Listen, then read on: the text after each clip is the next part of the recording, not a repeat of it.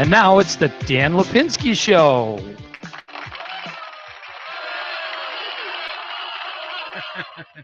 There you go, Dan. Thank you. Thank you. I am Dan Lupinski, host of the Dan Lupinski radio program. Yeah, same name as the congressman, but I'm just better looking than he is. So we have a governor in the house and we have a congressman in the house. But if you vote for me, I swear, free gas for everybody, okay? Especially when they eat beans, huh? That's right. So Rich, how are you? Good. Can't complain. Man, did we survive all this rain we had? Yeah. I got my water coffers are full. How much rain did you get in your rain barrel? Got about 100 gallons. Wow. So. Save water, save on the price of water. There you go. So, anyway, I'm grateful you guys can join me this afternoon, and I hope you're having a wonderful Saturday. My guest today is Brittani Ebert, and Brittani, are you there?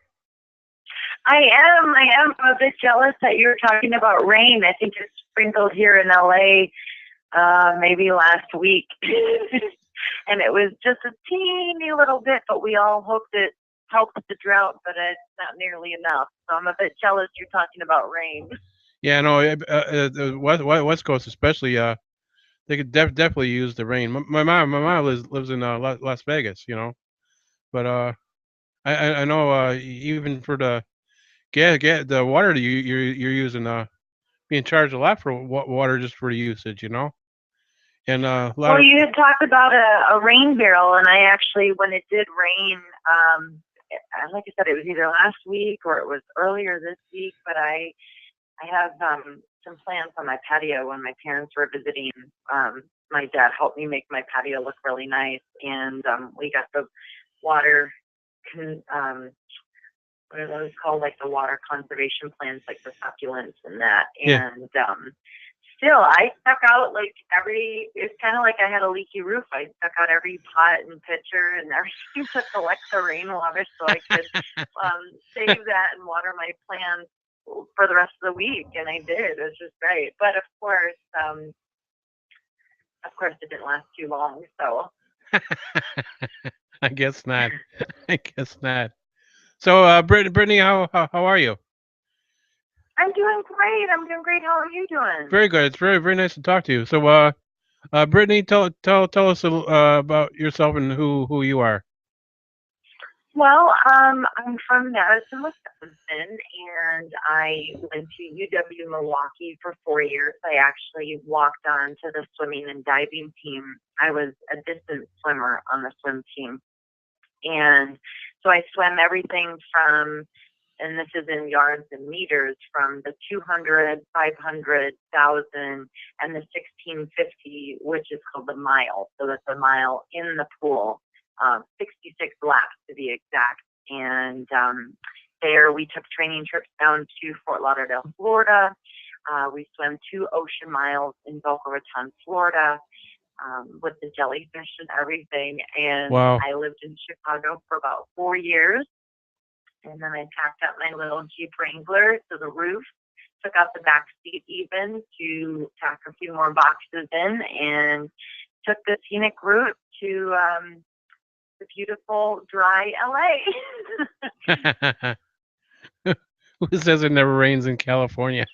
I know, right? I kind of turn into hopefully my dad will smile when I say this, but I kind of turn into my dad when it does rain, where I just sit out on the patio and just watch it come down. It's something different. And I think that's why now that fall is approaching, I really, really do enjoy fall, because I miss the seasons. I do actually miss the snow. I miss the snow activities and ice skating and things like that. So now that the weather is getting cooler, it is something to look forward to. So same with the rain, and we're just kind of in awe when we hear it and when we see it. It's kind of like it's like not a mirage, but it's just kind of like this phantom thing. It's like, no, it really does exist somewhere, but it's not here.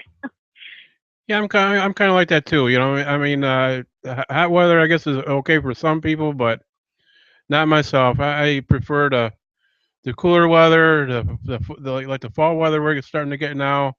That's my kind of weather. It's a little more comfortable. It's cooler sleeping and all that stuff. You know, Mhm. I mean, I guess So yeah, you get used to that being here in the Midwest. yeah. So here in October, it'll be 8 years for me in LA already. I can't believe time has just flown by. So, what did you do when you were living here in Chicago? Well, I had a survival job. I still have a survival job, waitressing and bartending. I used to work at Petarino's downtown, right by Daily Plaza, Okay. and I also worked at Sept Theater in the box office and the subscriptions department. And so I worked both of those jobs at the same time while pursuing acting with different theater companies. I was an ensemble member of Keyhole Theater Company. I worked with the film students quite a bit, actually, with Columbia College, so much so that some of the students thought that I actually was a student there as well. Hopefully because of my youthful beauty, but mainly because I worked so much in their projects that they just thought I was part of the program. And here I was just an actress outside of the program, wanting to be involved in anything I could get my hands on for film, which then led to independent films from students that had graduated from Columbia College Chicago. Okay. Now, you worked at the Gary Sneeze Steppenwolf Theater, is that right? I did, yeah. I worked with Steppenwolf for about 4 years, and I saw Gary one time. He walked in, and there's just a little store that I have to buzz people in if they have the code just for employees and such. And it was just such a shock to see him. I didn't expect, there was no buzz that he was coming to town um, for whatever he was doing in Chicago or to be a part of the theater or if he was working on a TV or film project. But I was just such a surprise to see him walking in and had to quick find the buzzer to find him to get him in. Yeah, yeah. Because I know that that theater changed to stage 773. You know, and I was there maybe about a year ago. It was like the first time I was ever there. I was trying to think what that theater used to be. You know, because I went to see Jeff Hoover, who was the producer for WGN Morning News, and he did an improv thing, and it was pretty funny, you know. So that was like the first time I was ever there, up on West Belmont, you know. But uh, Brittany, what encouraged you to get into entertainment and doing what you do? You know, it's kind of funny, and I have to laugh at it, and hopefully it makes other people laugh too. Just growing up watching Saturday morning cartoons and Saturday Oh morning God, that was the TV, best, wasn't it? I loved it. Like I love, I love history and I love the past, but I mainly watched it to find Saved by the Bell. So really, it all started because of Saved by the Bell. Okay. I remember I didn't know how to work the publication TV guide before it was just on the TV screen. It was too many pages to try to figure out, or I didn't remember which drawer my mom kept it in. So I would wake up every Saturday morning at different times, and I would just flip through the network stations until I found Saved by the Bell, and it was like I won the lottery. I was jumping up and down. It was like Christmas, and I just loved watching that show so much that during the commercial breaks, I would either recite the lines just said as they were said, or I would recite them but put my own twist on it. And I just remember watching and I was like, I could do that. I want to Yeah, do that. yeah.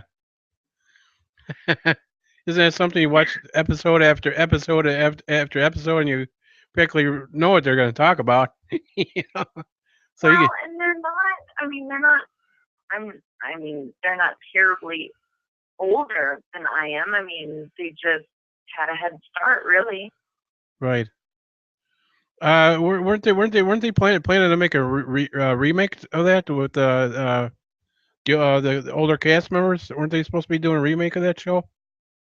Oh, I don't know. I know there was like Saved by the Bell College Years, which was good, but of course not as good as the original. So I don't know. That would be really great if they could kind of because you do hear it's like I suppose like the Seinfeld cast. You kind of keep track of who's going where and who's doing what, and you've got some major celebrities, some minor celebrities, and then a couple that are making their way or finding different avenues, and it's interesting. But I mean, I think anyone that grew up watching that, or even as an adult maybe that loved watching it with their kids, probably I would hope still love it. It's a part of my history and my experience growing up, I guess, when I was deciding what I wanted to do, and to me that just seemed like the most fun. Right. So you want to talk about some of the things you've done and what you've been involved in?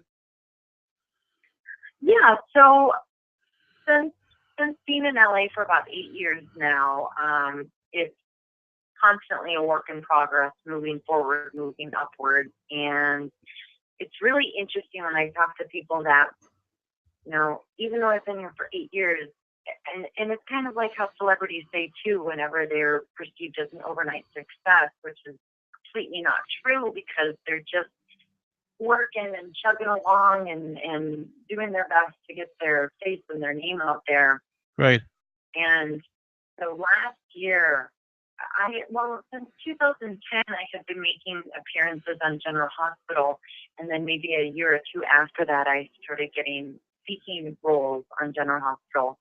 So that was my first experience with daytime network TV. And then not shortly, but maybe a couple years after that, in 2014, I got my first primetime gig, which was on Criminal Minds. Oh, I like that. I like that show.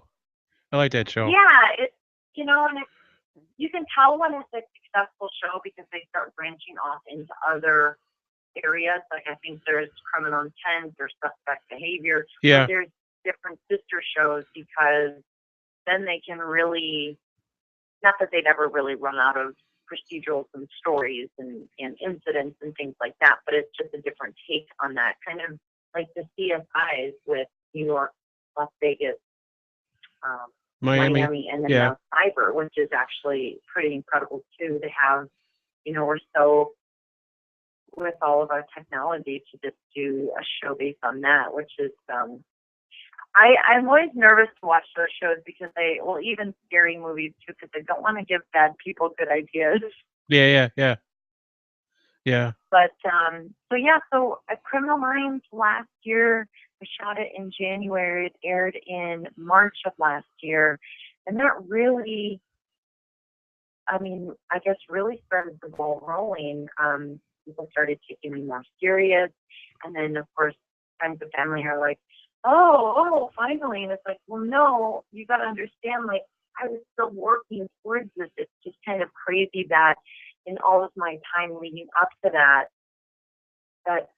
finally I have something to show for it. But it's like it didn't just happen. It took years leading up to it to make that happen. I mean, what is that whole quote where, what is it? Luck is opportunity meets preparation. Yeah. So it's really that, and it's the same when you watch your favorite actors. I mean, in my case, like my favorite 80s actors, I love seeing them in a new light in their careers. Like I champion that. When I was so happy when Ed O'Neill got Modern Family, because everybody loved him in Married with Children, and it's and same with the Johnny Galecki from Roseanne. It's like now he's on Big Bang Theory, and it's all these people that I love watching in TV and movies. That it's like they have they've kind of reinvented themselves in a new light, and they're successful at it again. So I just love seeing faces that I remember back again. What actor, actress, or entertainer inspired you the most to do what you do? Say that again? what actor, actress, or entertainer inspired you the most to do what you're doing?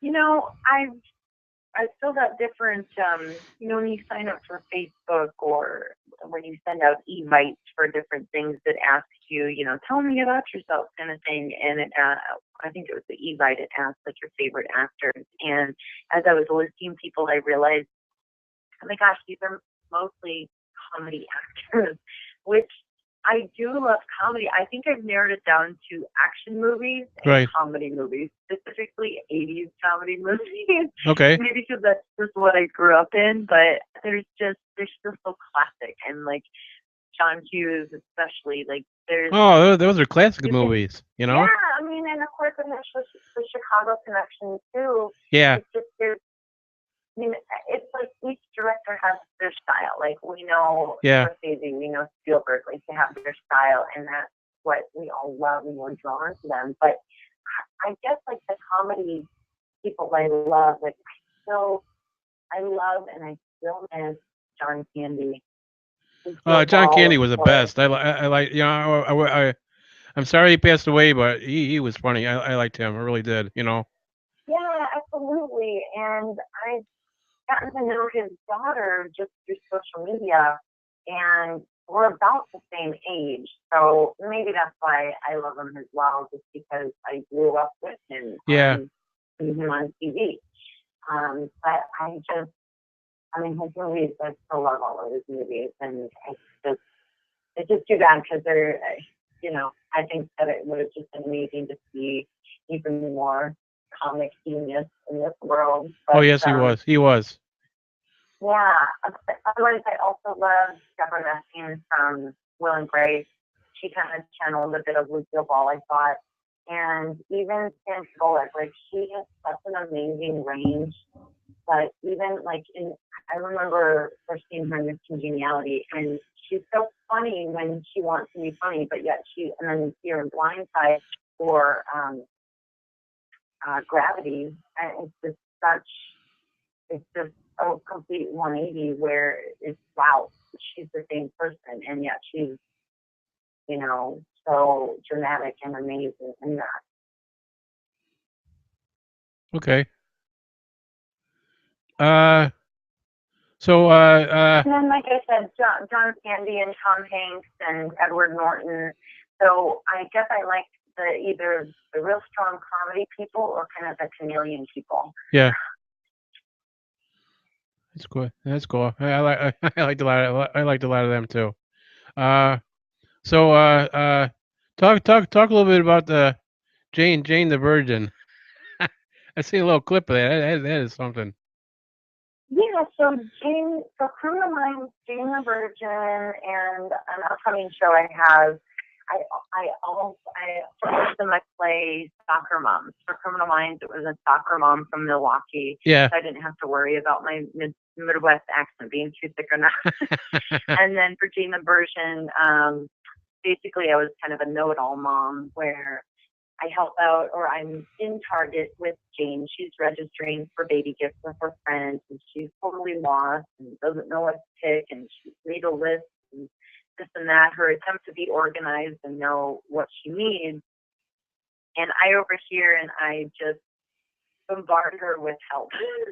Yeah. I basically, I'm like, make sure you sign up for this and don't do this, and these are the best, but never go there, and da. And you could see the look of overwhelm in her eyes where she's like, I love the advice, but too much too soon. So that was super fun. That's been my biggest role to date.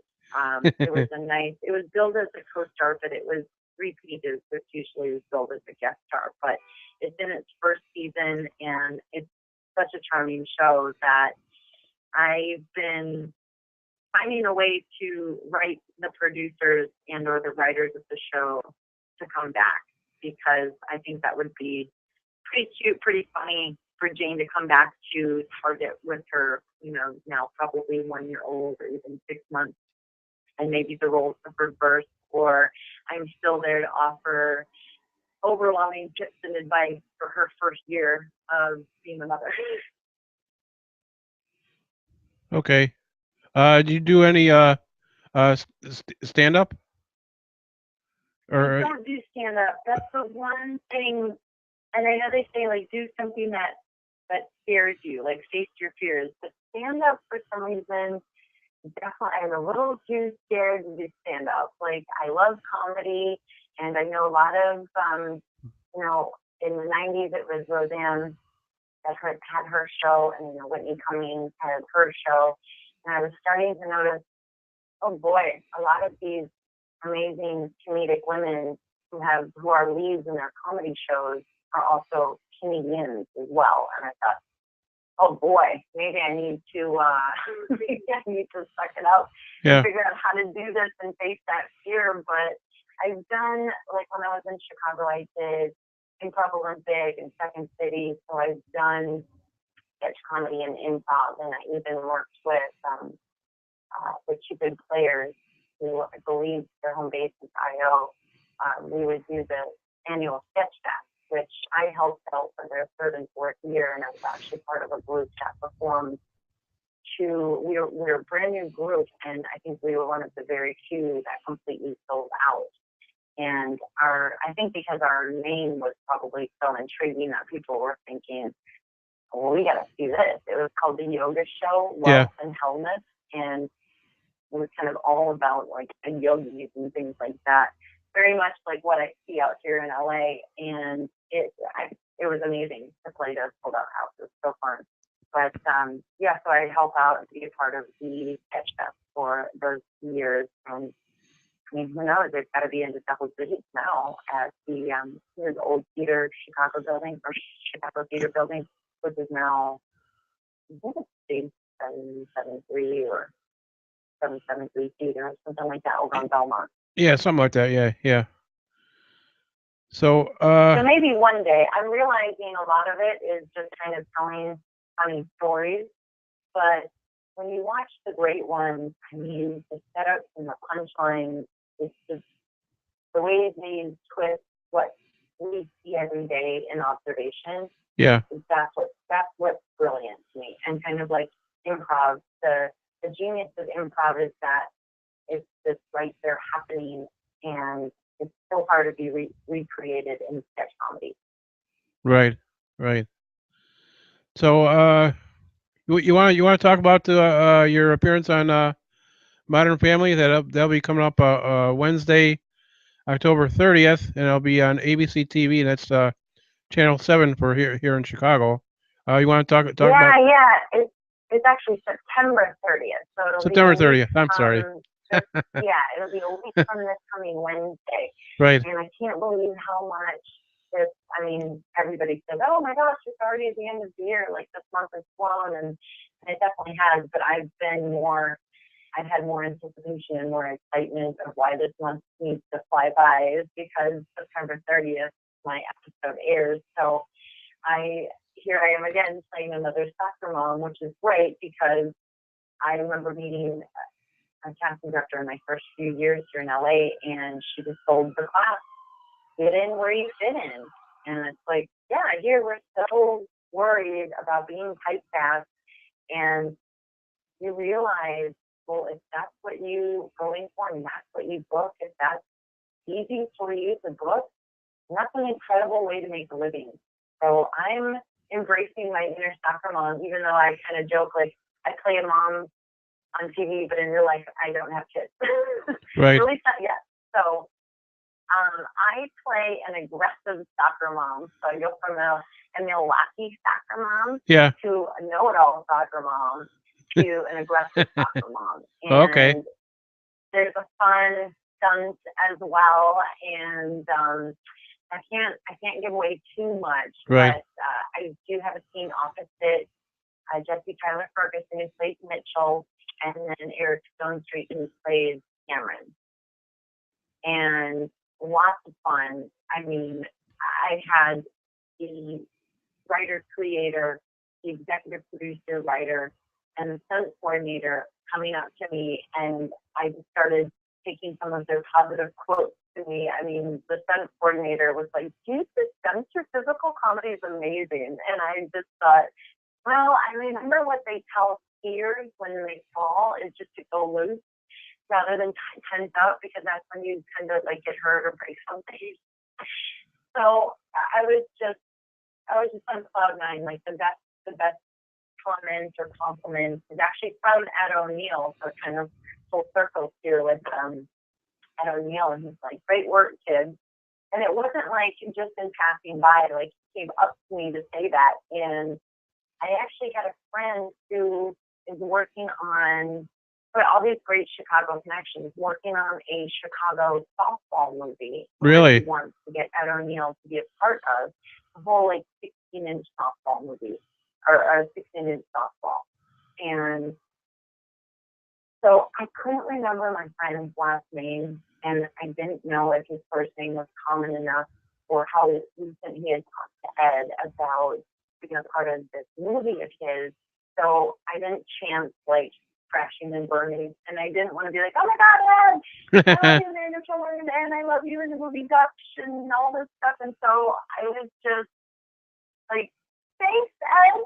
And then I could get carried away because I was just in shock that, like, I mean, he was kind of the top of there on set, where it's like people were, you know, laughing, talking, having a good time, but he has the most experience over everyone on set that he's just like, "Okay, pictures up. Okay, we're getting ready to go." And, you know, he, without having to, he commanded respect. Like everyone knew, like, what Ed said goes. Everyone just listened to him. But in this kind of nurturing, like, fatherly kind of way, and it's just the best experiences. It's so surreal. It's so surreal that it's even happened. I mean, it's almost like Christmas, all the build up, and then now it's over, and then it's like, "Oh, okay, back to work as usual." But then now it gets to be Christmas again from September 30th, and then right away after that, it's like, "Okay, well, let's keep that momentum going." So I'm excited. I'm really, really excited. I got some great write-ups in my hometown paper and my college paper. Well, that's I nice. love that I'm able to have these Chicago connections as well. Yeah. I still have a lot of friends that live in Chicago, so it would be great to have them listen as well. Brittany, you want to give everybody listening any kind of links to look you up? Yeah, absolutely. You can go to my website, BrittaniEbert.com, and Brittany is spelled with an I. I know everybody spells Brittany differently these days since Britney Spears, but it's Brittani, and Ebert, just like Roger Ebert, although I don't actually know if we have any connection. I like to say that he's my uncle. Otherwise, just going to imdb.com. It stands for Internet Movie Database, imdb.com. So I is in ice cream, M is in Mary, D is in David, B is in boy.com. And you can just search my name, and there's links for both websites. There's links to different pictures. You can see a list of credits. There's also video of past work that's on there, from Center Hospital, Jane the Virgin, and I hope to get a quick turnaround for Modern Family footage as well. So. Now this would be your first time on Modern Family, is that right? First time, yeah. So same with Jane the Virgin. I'd love to write a nice, grateful, genuine, thankful letter to the powers that be, and I would imagine any time that they would be back at the soccer field, that if I caused such a stink before, that she would have to be at the future games, right? Maybe she's changed her tune and she's a little bit more reserved and not so aggressive. Right. But you've done the little things along the way to make you a success. That's what's working for you. Little things turn into bigger things, and that's what's happening. And well, I guess like what I remembered since college, and to go with what you said, and I guess to kind of leave everybody with with another quotable. My college professor said, "Seek every opportunity to further your career." Right. And it's something that I've never, ever forgotten. And anytime I think, oh, I may be too tired, or that doesn't sound too fun, or I just ignore that inner critic and then go for it. And you do have to go in positive and with an open mind for the way to see the return on it.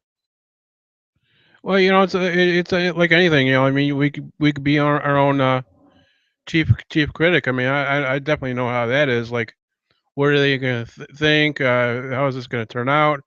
Maybe they're Mm-hmm. maybe not going to like me. Well, it's not about that. It's about believing in yourself and putting yourself out there. And of course, you're not going to make everybody happy, but it's continue to put yourself out there. I mean, you're not always going to get the major roles, but it's the little things like you said, you did along the way that led to other things, and you have to do that. You have to keep on putting yourself out there, because if you don't, then you'll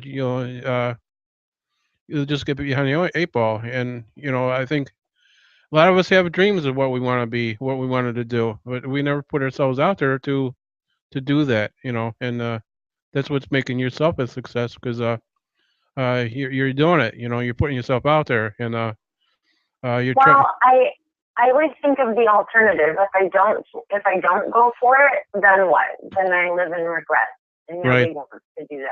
Yeah, like what if I didn't do this, or what if I didn't do that? Well, at least you tried. That's the biggest thing, that you tried. It's better to try. Yeah, go for it.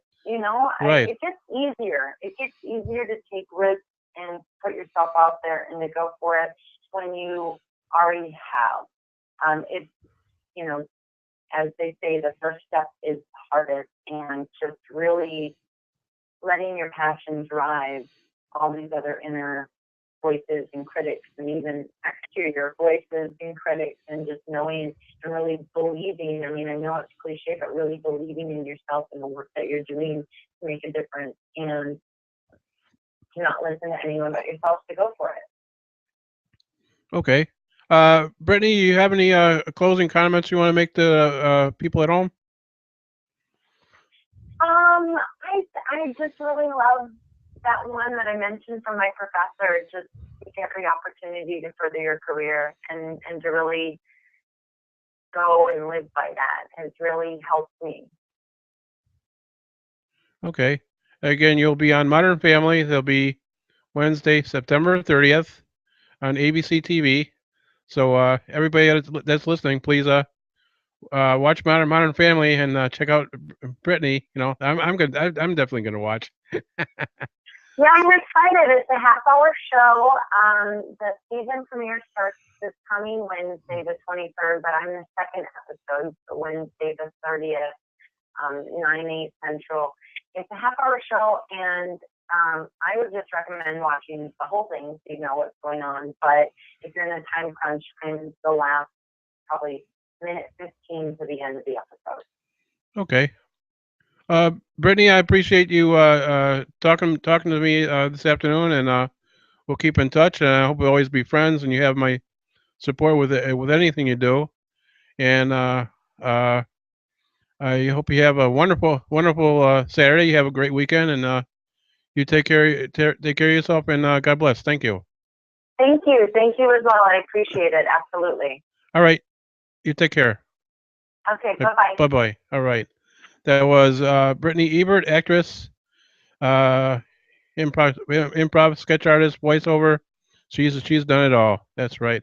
And she'll be on Modern Family Wednesday, September 30th on ABC TV. And again, that's Channel 7 right here in Chicago.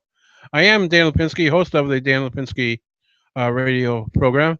We are broadcasting from the south side of Chicago, from a bungalow called the Karaoke Zone. And if you're interested in producing your own internet radio show, talk to my buddy Rich. Say hi, Rich. Hello, everybody. That's Rich Munich. Go to the karaokezone.com. Like I said, if you're interested, check, give talk to Rich, and he'll get you going with that. All right. Also, coming up Sunday, October 4th, Profusion will be playing at the House of Blues. The show starts 5 o'clock.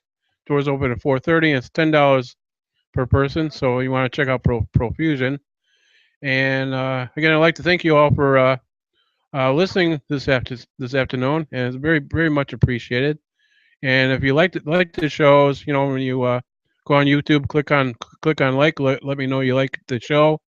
Also, I have a Facebook page for the Dan Lupinski radio program, and click on like for the Facebook page too. Let me know you like what I'm doing.